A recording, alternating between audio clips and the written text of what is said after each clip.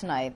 So from the seven-way gubernatorial debate that the papers all quickly dubbed a mockery, to an inspector general report that could sink the Democrats' chances of retaining the Senate, to the abrupt firing of DEC Commissioner Pete Granis, it was another busy week on the campaign trail and off. Surprise! Luckily, we have our reporter roundtable to make sense of all the week's twists and turns. Joining us tonight in the studio, we have Rick Carlin and Jimmy Vielkin from the Albany Times-Union and Capital Tonight's own Caitlin Ross. Thank you very much for joining us. Thank you for having us. Of course.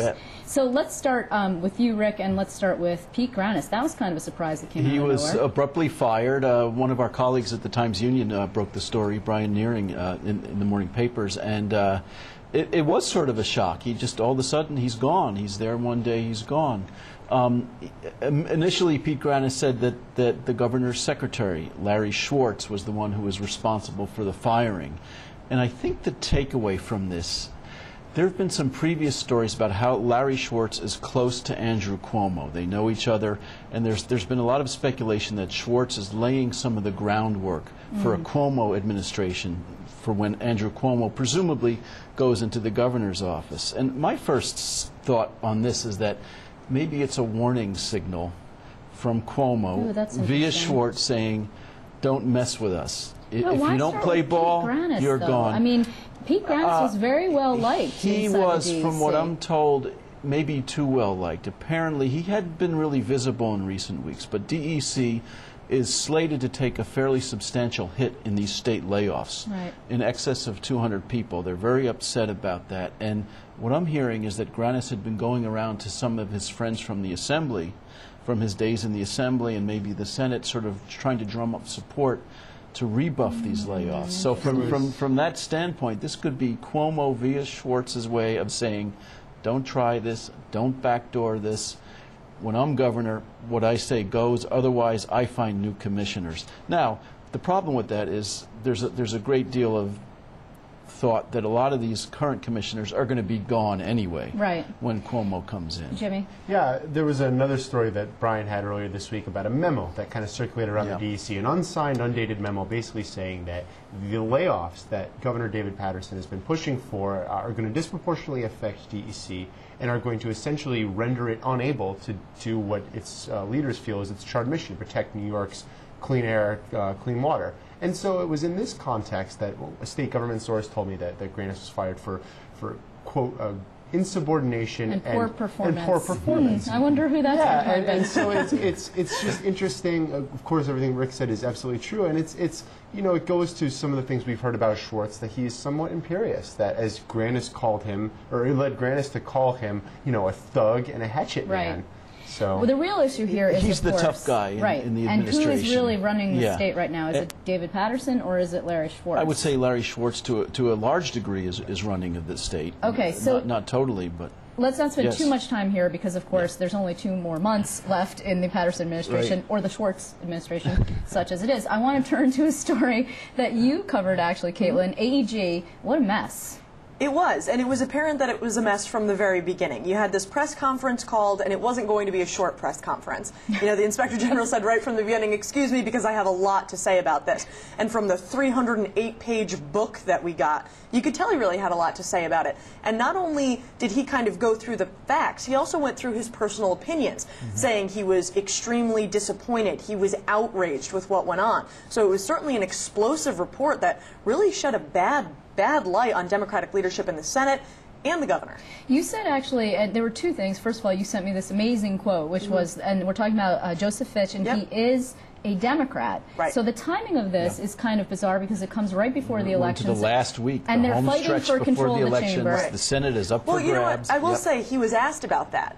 During the press conference, he was asked, you know, isn't the timing of this a little bit strange? And he said, look, there were a lot of things in motion here. If I could have released this earlier, I would have, but this was the timing. Those are the breaks. But he didn't even actually conduct the investigation. It was conducted by a Republican, but it was released by the Inspector General. He had to recuse himself because Paterson appointed him, and Paterson is noted in the investigation, but he also had to sign off on the investigation, so he was within his rights to present the report. Well, no one actually comes out clean in this thing. I mean, the 3 leaders all look very bad, but the Senate Democrats bear an enormous brunt of it. And that quote from the IG that you sent, I think, was something like, He lost count at 100, I don't recall, from Senator John Sampson. Yeah, he said he kept calling the testimony of the folks that went before the committee absolutely incredible. And he said, there comes a point when you do recall it and it's very clear that you're lying.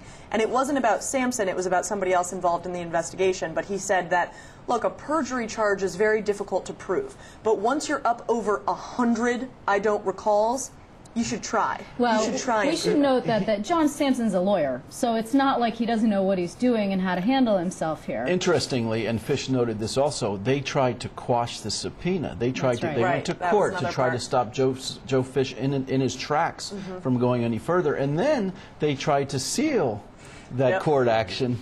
So it looks doubly bad. He was indignant Senate. about that. He just said, "How dare you?" You know. Okay, so what will the fallout be? Well, I think that there's a basic take-home message here, and it's, you know, I've read some of the report is that one of the phrases was there was a militant indifference to the public good. So anyone who's maybe not reading through the grimy details of this report sees that the state leaders, all of our state elected leaders, acted with their own self-interest in mind, not with the best interest of the people. That's what I think is the take-home message of this report. I think that people are going to look at that. They're going to look at the incumbency. They're going to look at their party affiliation. I think this is going to be very bad for Democrats. Already the Senate Republicans, it really started today, later in the day. We posted a blog item. They sort of unleashed a barrage of emails against all of the Democrats in the Senate. We all got them saying how, you know, it's all guilt by association. Right, of course. Whether or not that sticks, I think it depends on where they are.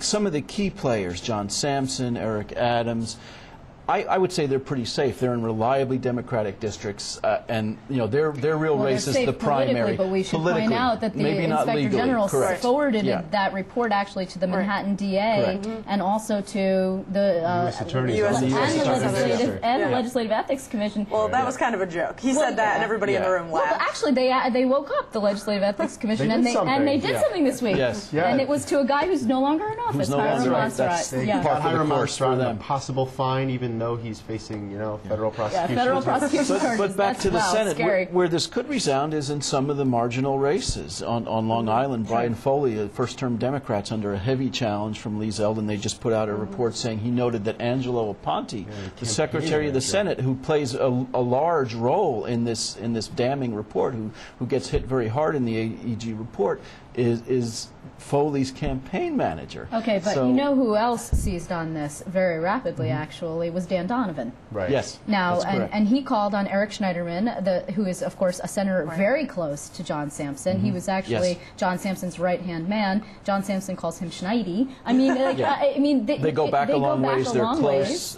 And returns $75,000. Is that right? Yeah, I think that's right. And his contention, Schneiderman's insulation, his stiff arm, if you will, is that, you know, when we set up the legislation, it was the Republicans who set this up. It was them who cut this deal, and we voted against this. To award a Racino contract for Aqueduct 9 years ago. It was so long ago. Right, and so that's his defense, but I think that, again, the takeaway message is, here's the Senate, here's someone who was close to the leaders, and here's how the leaders acted. Did Schneiderman stand up? Did he do anything? Was he at all aware of this? And he can claim that he didn't know, but I think that Donovan has really got a very, very big bludgeon with which to hit him, and it'll be interesting to see. The Times Union is hosting a debate on Monday in conjunction with Shameless WAMC. plug. Shameless plug. Maybe we'll hear something. We might hear more. Now, Schneiderman does say that he voted against the legislation that allowed this bidding process to go forward. That's the interesting thing about this whole bidding process. The lawmakers had to pass their own law specifically for this bidding process. So right there, that should have been a red flag. It's outside of the normal bid process. They set up their own set of rules just for this bid. And I think the Inspector General really hit on that a lot of times. He said the number of red flags throughout this entire process is insane. He said every step of the way someone should have stood up and said, enough, we need to stop this, we need to reread this. Let's very quickly talk about the debates. There was one last night for U.S. Senate. There was also another one Monday. You saw it for the governor seven-way, I don't know what to call that thing. The rent is too high. The rent is too damn high debate. You watched it from Rochester. From Rochester, yep. Quickly, what was the response? Well, I was in a room full of people who were actually journalists but didn't work for our station or in Albany, and you should have heard them watching this debate. I think when it was described as a mockery, you kind of saw that that reflected in people who were watching it saying, I can't believe this guy. I can't believe he just did that. Did Carl Palladino just get up to go to the bathroom? Like, it was kind of this nonstop, all of these comments, and it was definitely reflective in what people were saying the next day. You know, this was a little weird. It was a little strange. It maybe wasn't what we're used to seeing with gubernatorial debates. And more to the point, I mean, there's two really arguably serious candidates here, Palladino and Cuomo, and this was their only debate. And here was the one opportunity where they could have really been drawn out on some serious issues. What are you going to do to fix the state? Right. And it just, that opportunity just went by in a comical fashion. We had no conversation about the issues. There was very little about what you're going to do to create jobs, to fix the budget deficit, and we got a farce. And I think that the real losers are kind of the voters here, because there aren't going to be any more debates. Andrew Cuomo said he's not going to do any more debates. And so we're going to get to this election without really a serious exchange of ideas. And on that populist message, I want to thank you very much, all of you, and sort of depressing. Kaylin Ross, thank you very much. Rick Carlin and Jimmy Vilkin from the Times-Union, thanks.